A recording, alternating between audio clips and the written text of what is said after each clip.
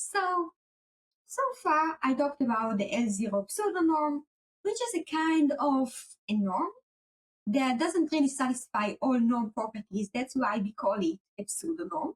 That basically counts how many non-zero elements a vector includes. Hence, this is a measure to measure how sparse the vector is.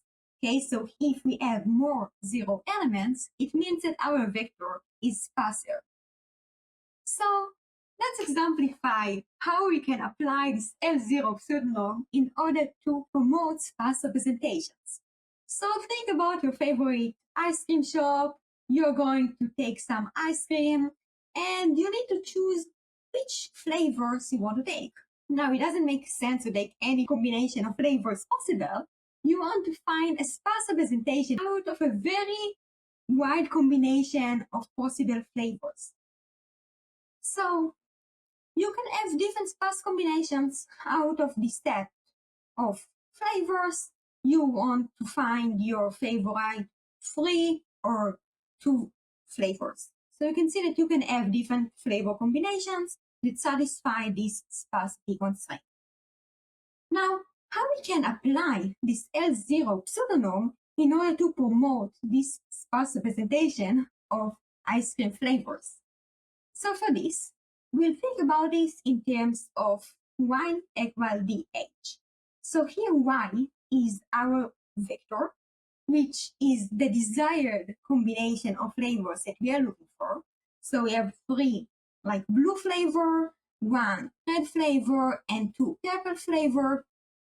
And we have some noise that maybe some pieces from other flavors somehow came into our cone. We have a set of all flavors possible, and out of them, we are interested in those 3 flavors. So if we take those 3 flavors, take 2 from the first flavor, 3 from this blue flavor, and 1 from this red flavor, we basically get the desired signal, the desired cone with ice cream that we wanted. Now, how we can apply the L0 regularization in order to find this combination of flavors that we are looking for? So for this, we basically want to solve this minimization problem. Basically here, you see that we have a term called a data fidelity term, which basically take our signal, take the reconstruction of the signal with the sparse representation, D, our dictionary, and H, the basically coefficients of the different dictionary elements, and we want to minimize the L2 norm of the difference between the signal and the reconstruction. In addition, we want to add some punishment on the L0 pseudonorm of our coefficients. Basically, we want to make sure that our coefficients are sparse, meaning that we don't include any flavor possible, but we find a small number of flavors that are included in our signal.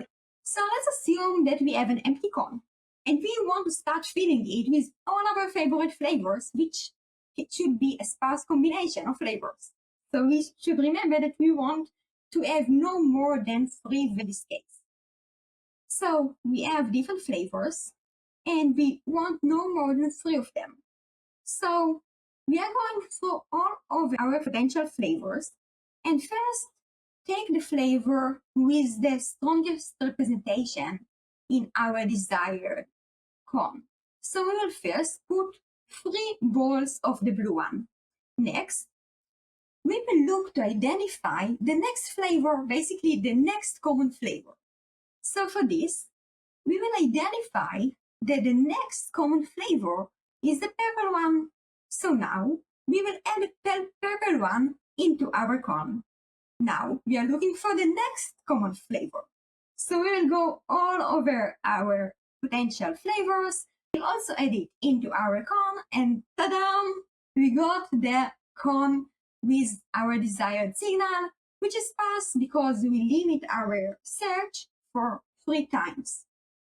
So we got 3 blue balls, 2 purple balls and 1 red ball. In this tutorial, your goal is to take different features. So we have a dictionary of features, which can be different flavors of ice cream, or in this case, different signals.